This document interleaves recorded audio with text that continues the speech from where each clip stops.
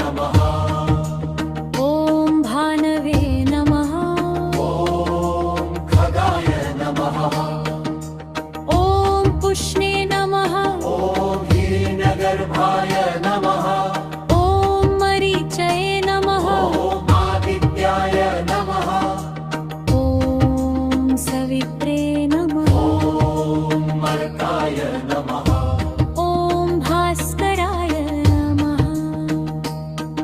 ॐ आदित्याय विद्महे दिवाकराय धीमहि तन्नः सूर्यः प्रचोदयात्। सप्ताश्वरथमारूढं प्रचण्डं कश्यपात्मजं श्वेतपद्मधरं देवं तं सूर्यं प्रणमाम्यहम्। लोहितं रथमारूढं सर्वलोकपितामहं महापापहरं देवं तं सूर्यं प्रणमाम्यहम्। त्रैगुण्यं च महाशूरं ब्रह्म विष्णु महेश्वरं महापापहरं देवं तं सूर्यं प्रणमाम्यहम्। लोकचक्षुप्रभुस्त्वं हि लोकसाक्षी विभावसुः त्रैलोक्यनाथस्त्वं देव भास्कराय नमो नमः।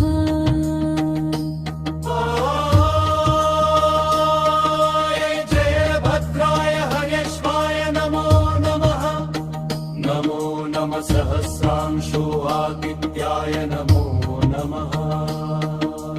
तमोघ्नाय हिमघ्नाय शत्रुघ्नायामितात्मने कृतघ्नघग्नाय देवाय ज्योतिषां पतये नमः।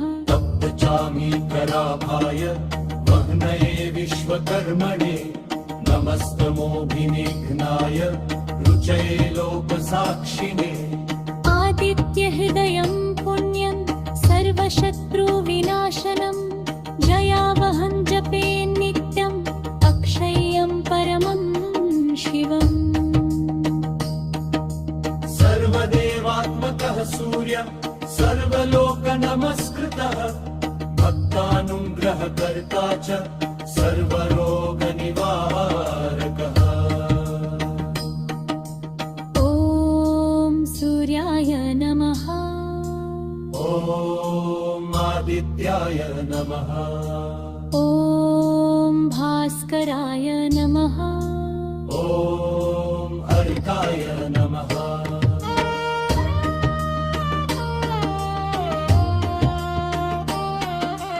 आरोग्यं देहि मे नित्यम् आयुर्बलं यशस्सुखं